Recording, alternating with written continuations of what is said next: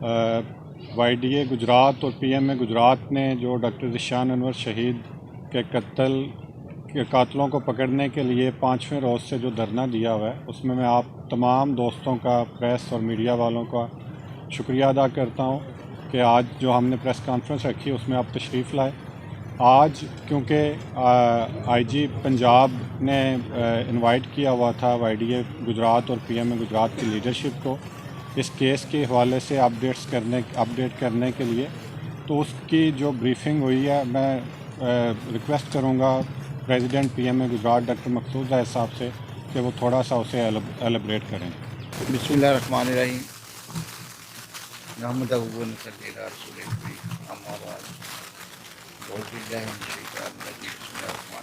सबसे पहले तो मैं मीडिया के लोगों का, प्रिंट है या इलेक्ट्रॉनिक है, और अपनी डॉक्टर कम्युनिटी का, सिविल सोसाइटी का, और जिसने भी हमारे साथ डॉक्टर ज़ीशान अनवर के हवाले से एहतजाज में हिस्सा लिया, हमारे साथ इज़हार हमदर्दी की, या हमारे साथ अभी तक जो इस मामले में हमारे साथ अटैच है, उनका मैं दिल के साथ गहराइयों से शुक्रिया अदा करता हूँ।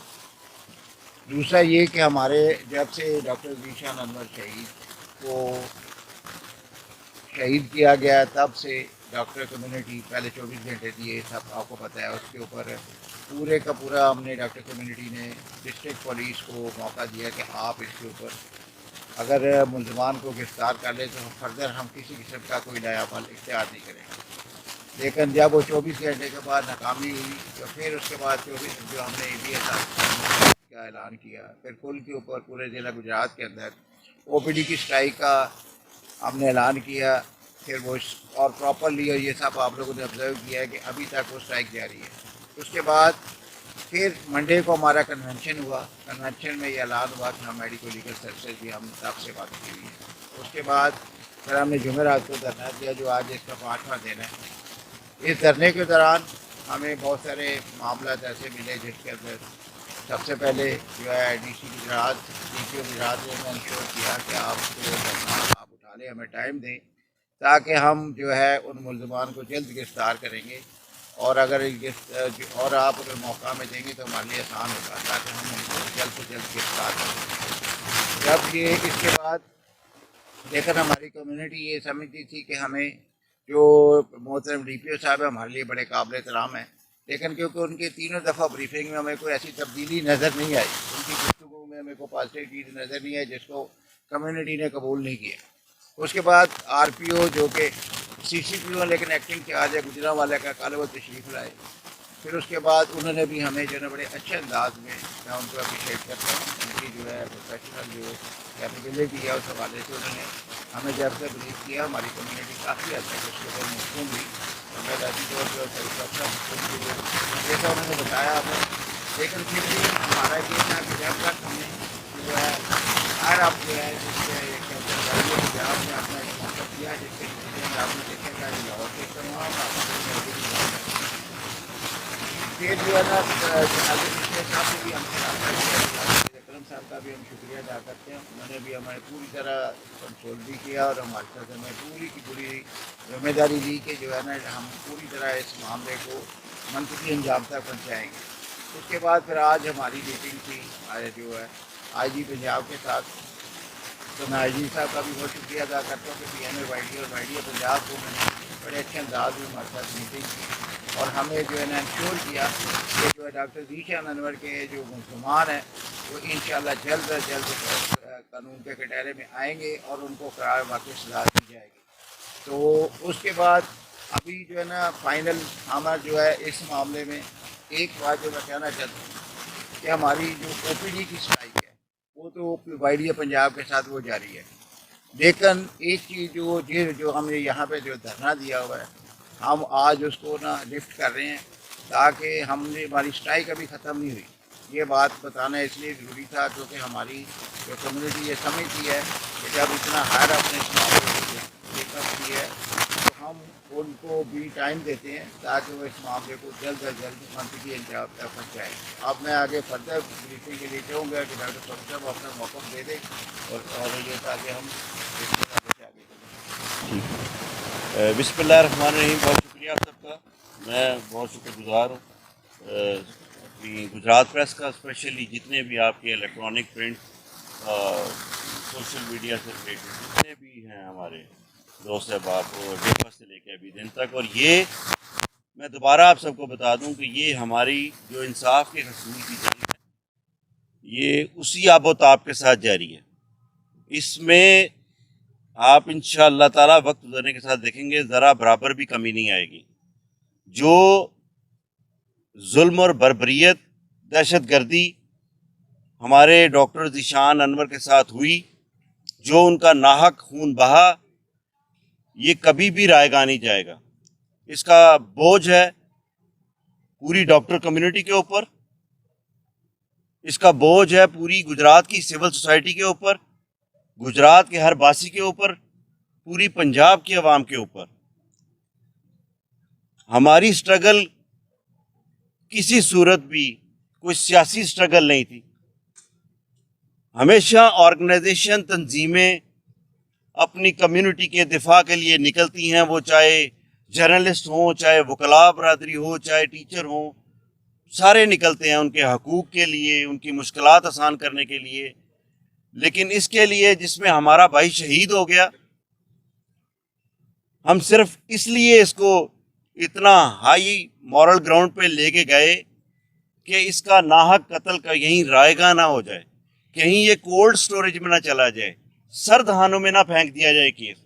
ये केस जितना गुजरात की डॉक्टर्स कम्युनिटी के लिए इम्पोर्टेंट है, उतना ही गुजरात में बसने वाले हर शहरी के लिए इम्पोर्टेंट है। देखें, ये गोली, अंधी गोली, जो आज से 13 दिन कबल मंगल के रोज सुबह 7:30 बजे डॉक्टर ज़ीशान अनवर के गले में लगी और उसकी मौत हुई, ये इस गोली का निशाना हम सब में से कोई भी बन सकता था। ये किसी और के लिए भी हो सकती थी, और खुदा ना करे ये किसी और के लिए कभी हो ऐसी।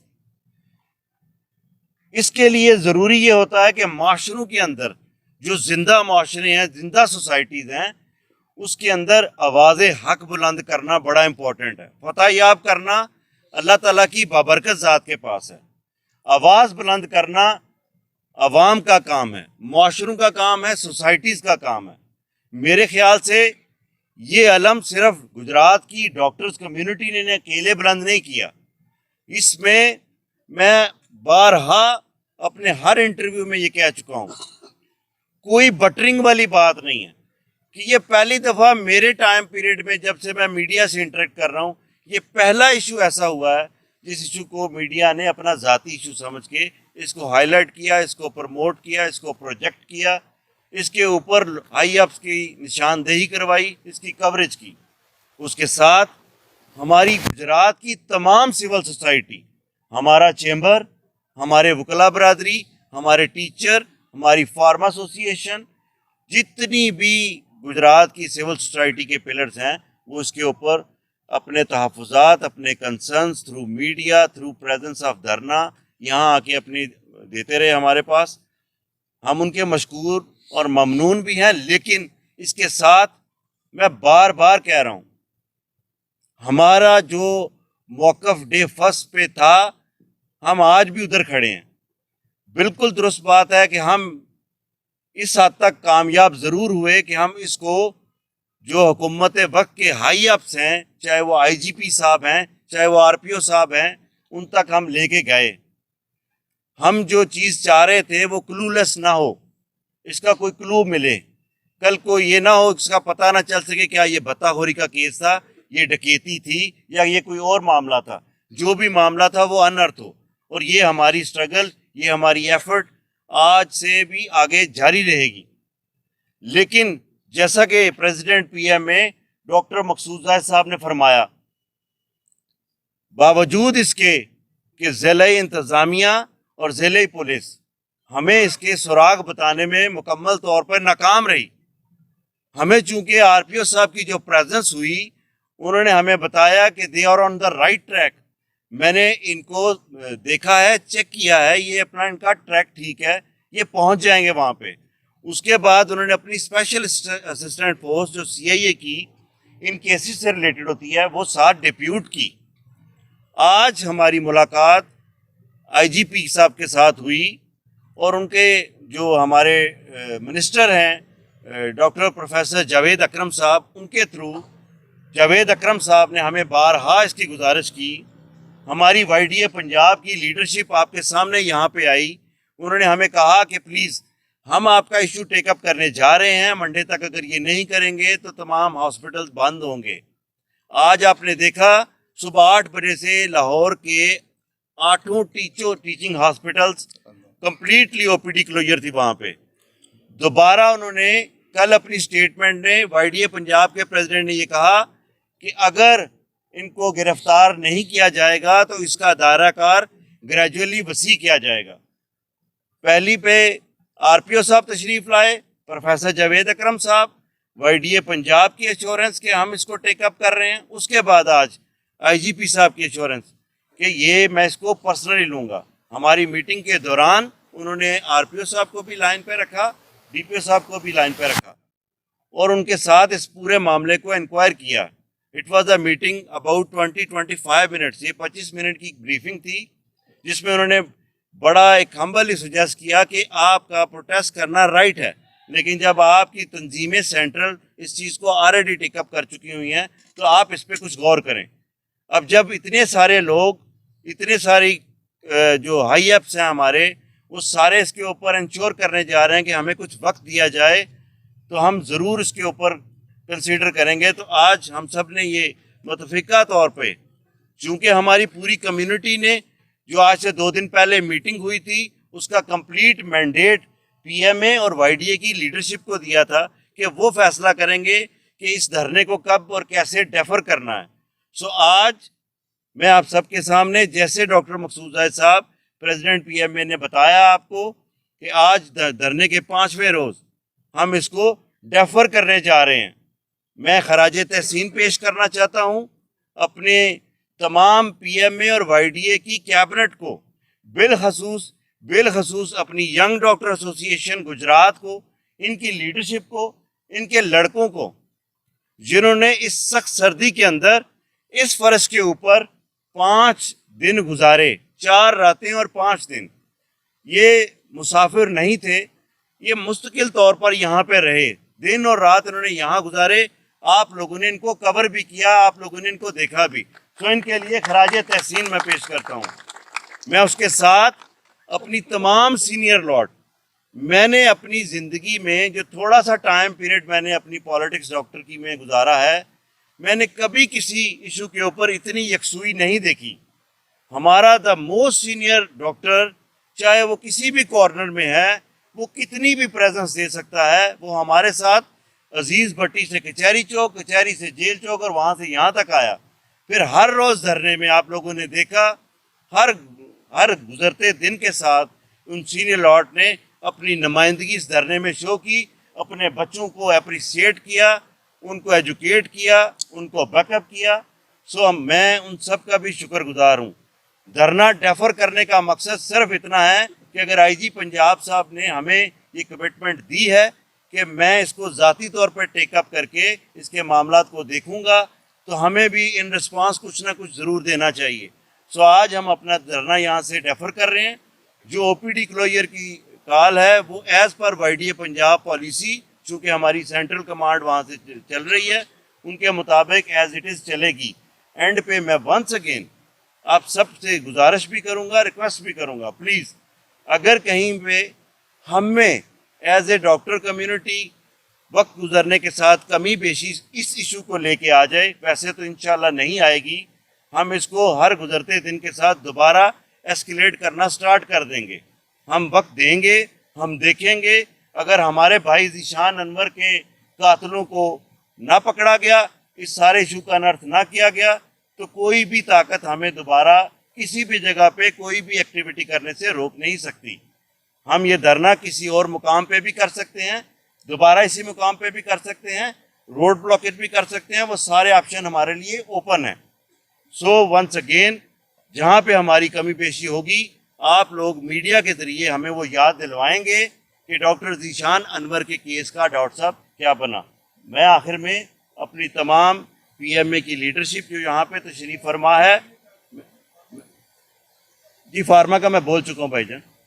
मैं अपनी पीएमए की तमाम लीडरशिप और वाईडी की तमाम लीडरशिप, तमाम डॉक्टर कम्युनिटी ऑफ गुजरात, वो किसी भी जगह से ताल्लुक़ रखता हो, उसका हमारे साथ कितना बड़ा भी नज़रियाती इख्तलाफ क्यों ना हो, वो हमारे इलेक्शन कम्पिटिटर क्यों ना हो, वो हमारे साथ रहे, हमें असिस्ट करते रहे। और मैं उम्मीद करूँगा कि हम ज़ीशान अनवर के कत्ल के इंसाफ के लिए जैसे जैसे आगे कदम बढ़ाएंगे, वो हमारे साथ कदम ब कदम चलेंगे। बहुत शुक्रिया आपका। कोई भी जी प्लीज मकसूद साहब को बात करना जो चाहिए। बात है, मैं आपको एक जो बड़ी बात थी जो कि हमारे वाले से ना 2 दिन पहले चली कि पेशेंट केयर के हवाले से, ये बात मैं बड़ी जिम्मेदारी से बताना चाहता हूँ कि जितनी इस बार अजीज़ भट्टी शहीदा हॉस्पिटल में या तहसील एडवर्ड खारिया में या शबीर शहीदा हॉस्पिटल में या सराय आलमगीर में मरीज़ों को अकोमोडेट किया, प्राइवेट हॉस्पिटल में मैक्सिमम बड़े हॉस्पिटलों में नहीं किया गया, वो सिर्फ सरकारी तौर पे किया गया है। ऑपरेशन लिस्ट तक हमें बड़ी डिमांड थी कि ऑपरेशन लिस्ट बंद कर दी जाए, हमने बंद नहीं की। सीरियस मरीजों का इलाज नहीं किया, इसके बावजूद कुछ कार्नर से इस चीज़ का प्रोपेगेंडा किया गया, जो कि मैं ये समझता हूँ कि जब हमने दयानतदारी से अपनी उस जिम्मेदारी को भी निभाया है, तो हमें इस मामले में नेगेटिव नहीं लेना चाहिए था, क्योंकि हमने ये जो तहरीक चलाई थी वो एक हमारे भाई के शहादत, उसके कत्ल के ऊपर उठाई थी। हमने अपनी तनख्वाहें बढ़ाने के लिए, अपने कैडर बढ़ाने के लिए नहीं की थी। और ये बात इसलिए बताना ज़रूरी थी क्योंकि इस कार्नर के ऊपर कुछ आवाज़ें उठनी शुरू हो गई थी कि मरीज़ हमारी वजह से सफ़र हो रहे हैं। कि मुझे पता है कि हमारे डिपार्टमेंट से लेके मेरा सर्जिकल यूनिट 1 है वहाँ अजीज़ भट्टी शहीद हॉस्पिटल में, और बाकी भी सारी इतलात के मुताबिक कोई भी एमरजेंसी सर्विसेज और इलेक्टिव ऑपरेशन ख़त्म नहीं हुए, बंद नहीं हुए। तो इसलिए खुदारा इस बात को ज़रूर याद रखा करें। आप लोग हमेशा हमें हेल्प आउट करते हैं, कोई भी इशू है मीडिया में, लेकिन वो नेगेटिव प्रोपेगेंडा वो नहीं करना चाहिए जो नहीं होता। तो मैं उन कार्नर को बताना चाहता हूँ जिस हवाले से जो इन्होंने बात की हो, आप लोगों ने सब ने पॉजिटिव रोल प्ले किया है, बहुत शुक्रिया। बाकी ये एक नेगेटिव प्रोपेगेंडा या नेगेटिव रिपोर्टिंग इस साले के मुतालिक नहीं हुई। आप धरना खत्म कर रहे हैं, क्या किसी प्रेशर की वजह से धरना खत्म कर रहे हैं? सेकंडली ये बताइएगा कि धरना खत्म करने से आपकी ज़िली इंतजामिया को तो अल्टीमेटली फायदा हो सकता है, लेकिन आम आदमी के जो मसाइल हैं, जो मरीज हैं बेचारे, वो तो सफर करेंगे, क्या वो नहीं मुतासर हो रहे? सोचना तो उन्हें ये चाहिए था कि आम आदमी की भला के लिए या बेटरमेंट के लिए कुछ स्टेप किया जाता। जबकि आपका वो यहाँ पे साथ में एक और भी सवाल ऐड करूंगा कि डॉक्टर्स जो हैं ये एलीट क्लास है, ये पढ़ा लिखा तबका है, इनसे तो भी आम आदमी की as compare to common person ज्यादा होते हैं। आप नहीं समझते कि आपके ये सियासी ओपीडी की आपने जब कॉल दी, स्ट्राइक की, तो उस तरह से इम्प्लीमेंट नहीं करवा पाए स्टार्टिंग में? आप बहुत सारे प्राइवेट हॉस्पिटल्स हैं गुजरात में, डिस्ट्रिक्ट में जो ओपन रहे, वहाँ पे ओपीडीज होती रही। क्या आपका तंजीमी ढांचा कमजोर है, क्या सियासी इंतशार का शिकार है? इस पर भी इस हवाले से मैं 2 बातें आपको दोनों का जवाब देना चाहूँगा। जहाँ तक तो ये है कि हमें जो बड़े हॉस्पिटल है, मैं छोटे हॉस्पिटल की बात नहीं करता, बड़े हॉस्पिटल का आपको ना डाटा मैं निकलवा के दे सकता हूँ कि ओपीडी कहीं पे हुई है। अगर 20-20 डॉक्टर बैठे हैं और अगर किसी डॉक्टर ने कोई एमरजेंसी देखी है किसी हॉस्पिटल में, तो वो हम उसको मना नहीं कर सकते। लेकिन इलेक्टिव जो है ना, इलेक्टिव ओपीडी किसी ने नहीं की। मेरे हॉस्पिटल में गुज़श्ता यहाँ के ना कंप्यूटर पर रिकॉर्ड मौजूद होता है, या कि आज नेट से निकाले जाकर अगर आपको ओपीडी उन दिनों में नज़र आई हो तो मुझे बताइएगा कि डॉक्टर हॉस्पिटल फलाना डॉक्टर बैठ के ओपीडी कर रहा था। बाकी की बात है कि कहीं अगर कुछ होती है तो 100% आप ये नहीं कह सकते, लेकिन कलेक्टिवली जो जितने बड़े हॉस्पिटल हैं जिनकी अच्छी खासी जो होती है सर्विसेज होती है गुजरात के लिए, और ये एक और मैं बात बताऊँ, 70% प्राइवेट हॉस्पिटल सर्विसेज दे रहे होते हैं, और उसके बावजूद भी मेन लोड अजीज़ भट्टी ने उठाया है। तो ये ऐसी कोई बात नहीं। और दूसरी बात आपने जो प्रेशर की बताई है, अगर हमारे पे प्रेशर आना होता है तो पहले दिन आ जाता है, दूसरे दिन आ जाता है। आज 5वें दिन हमारे ऊपर कौन सा प्रेशर आ सकता है? हमें किसी ने प्रेशराइज नहीं किया, किसी लेवल पे भी। हर अथॉरिटी ने हमें ये इंश्योर करने की कोशिश की है कि हम उस कातिल को बिल्कुल पकड़ेंगे और उसे इकरार वाकई सजा देंगे। किसी लेवल पे भी किसी किस्म का कोई थ्रेट नहीं है, ना कोई प्रेशर है। डॉक्टर साहब ये बता दीजिएगा कि आप मैं थोड़ा सा अगर आप मैं उनको थोड़ा सा रिस्पॉन्ड कर दूं। देखिए बात यह है, पहली बात तो ये है कि तंजीमी तौर पे आप पूरा पंजाब घूम के देख लें पंजाब के अंदर आपको किसी भी कॉर्नर में जाके पूछें कि पीएमए गुजरात और वाईडी गुजरात के चैप्टर मोस्ट वाइब्रेंट चैप्टर आपको नजर आएंगे पूरे गुजरात में और पूरे पंजाब में। फिर भी ये कॉल किसी सूरत भी पीएमए की ज़ाती कॉल नहीं थी। इसके अंदर प्रॉपर इसको जनरल हाउस मीटिंग में कंडक्ट करवा के तमाम स्टेक होल्डर की डिस्कशन के बाद, प्राइवेट सेक्टर की इनपुट लेने के बाद इसको कॉल इसकी दी गई थी।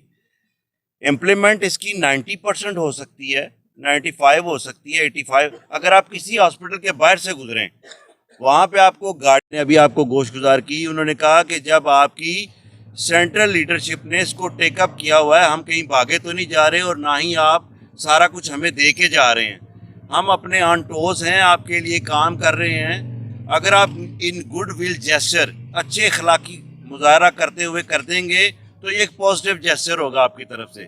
हम सब ने जो मशावरत भी की वो ये की कि अगर हमें इतनी सारी एश्योरिटी की जा रही हैं, इसमें कोई दो राय नहीं कि हमें किसी किस्म का कोई टाइम फ्रेम नहीं दिया गया।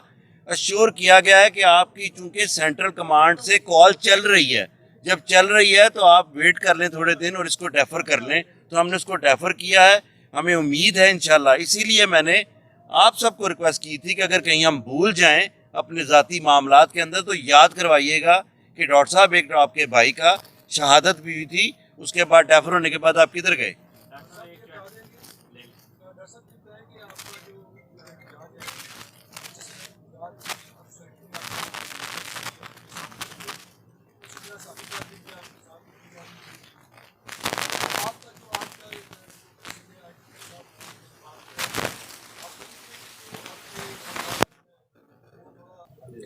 देखें, किसी सूरत भी नहीं, इस वजह से कि उनकी इमोशंस, डिटर्मिनेशन, डेडिकेशन मैचलेस हैं। वो काबिल सताइश भी हैं और उस लेवल तक जाना मुश्किल काम होता है, क्योंकि ये एक नज़रियाती और एक प्यार और एक मोहब्बत होती है। उनका नज़रियाती प्यार तो इतना था कि जब वो डेड बॉडी हमारे पास एमरजेंसी में आई, उसी वक्त उन्होंने कहा कि भाईजान ये इमरजेंसी हमने क्लोज करनी है, हमारे भाई की डेड बॉडियाँ पड़ी है। मैंने कहा हम काफ़ी डेड बॉडियाँ लेते हैं और भी बहन भाइयों की लेते हैं, हम इसको इंश्योर तो कर लें व्हाट वाज हैपेंड, हुआ क्या था वहाँ के ऊपर। सो आज भी जब हम इधर आके इसको डेफर कर रहे हैं, बिल्कुल उनके जज्बात मौजूद होंगे, लेकिन एक पूरा मशावरती अमल है। और दूसरी चीज़ जो आपने कहा कि हम एक स्टेप डाउन जा रहे हैं, मैं समझता हूँ किसी सूरत भी हम स्टेप डाउन नहीं जा रहे। हमने अपने टारगेट्स प्रॉपर तरीके से अचीव किए, स्लोगन हमारा पीछे मौजूद है। लेकिन आप ये देखें कि हम इस जो धरने में बैठे हैं, अपने आप को सेक्रीफाइस किया है, लोगों को बताया कि हम इसके लिए कुर्बानी भी देना जानते हैं। वो कुर्बानी दी है, इसलिए दी है कि ये इशू को लाइमलाइट और हाई अप्स की तरफ लेके जाएं। अब जो पंजाब का सबसे हाई जो बंदा है आईजीपी, उनके नोटिस में ये बात आ गई और वो रिस्पॉन्सिबिलिटी भी इसकी टेकअप कर रहे हैं। चीफ मिनिस्टर साहब के नोटिस में ये मौजूद है।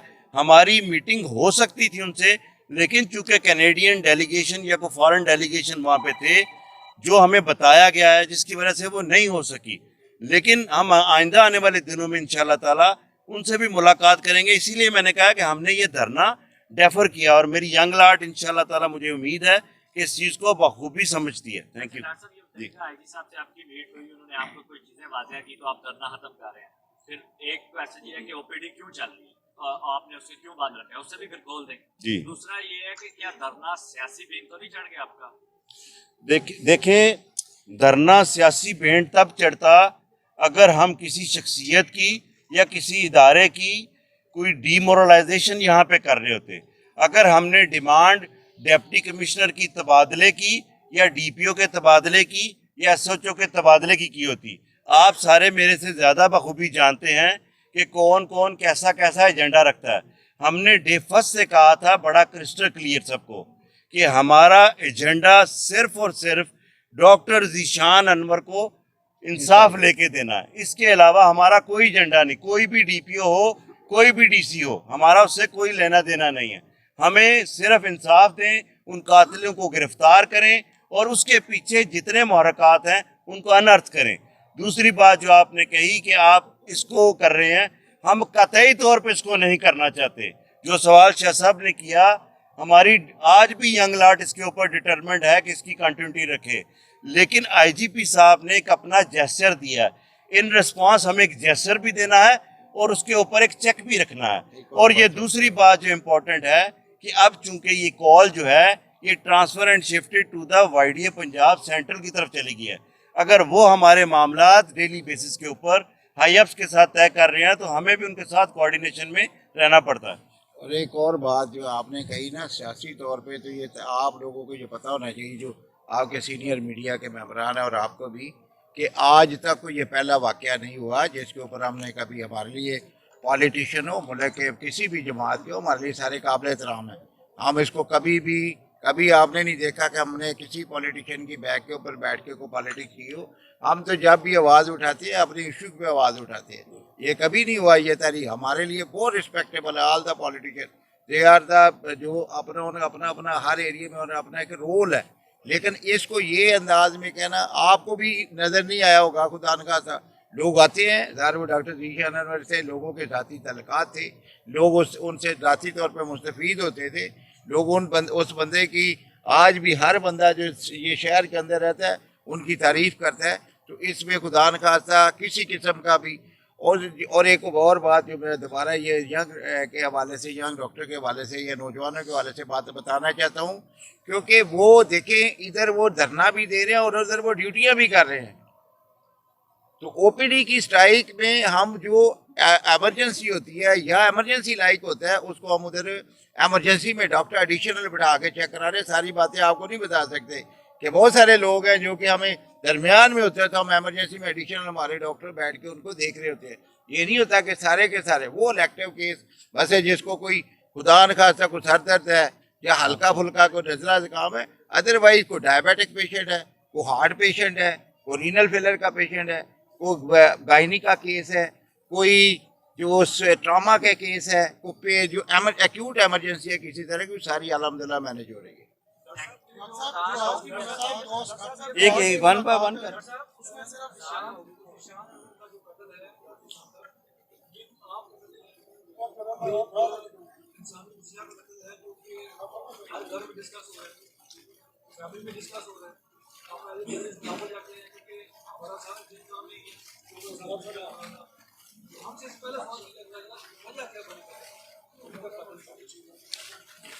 इस हवाले से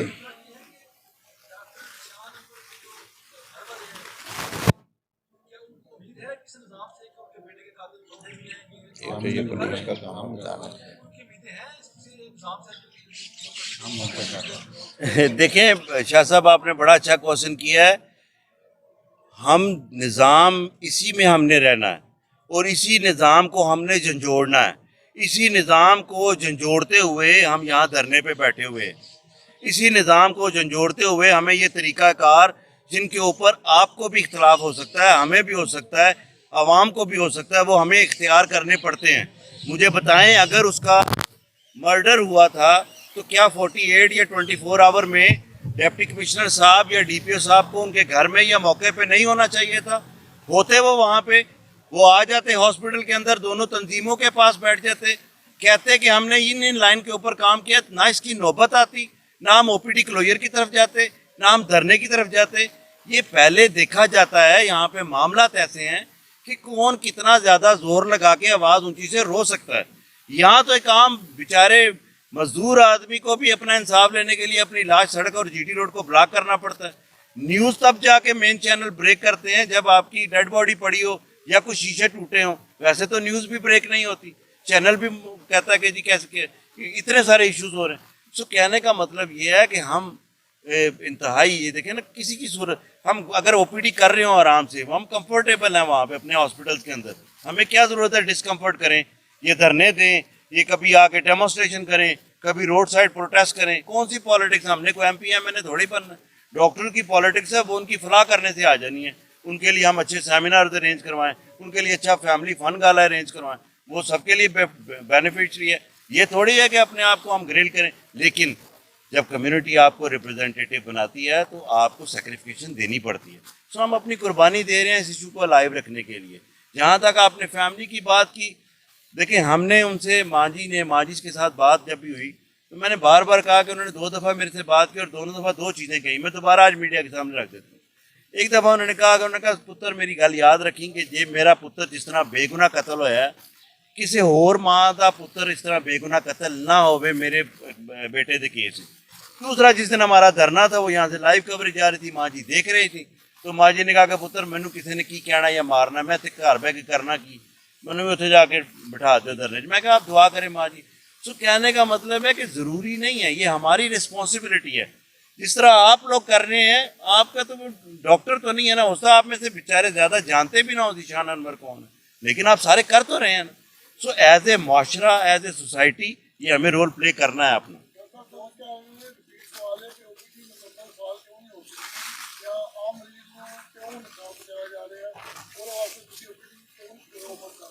बेग साहब देखें, रिपीट सवाल में रिपीट जवाब दे देता हूँ आपको।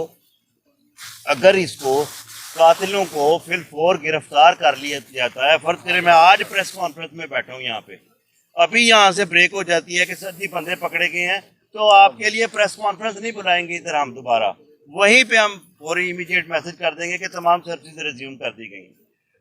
हम डेफर करते हुए बड़े दुखी दिल से डेफर कर रहे हैं कि हमें कुछ माशरती ऐसी चीज़ें हैं कि जब कोई हमें इतना पॉजिटिव जैसे दे रहा है तो हमें कुछ ना कुछ देना है। तो हम बिल्कुल ही सब कुछ दे दें, तो जो मैंने आगे आपको कहा कि हमें याद करवाते रहेगा, फिर वो भी मकसद खत्म हो जाएगा।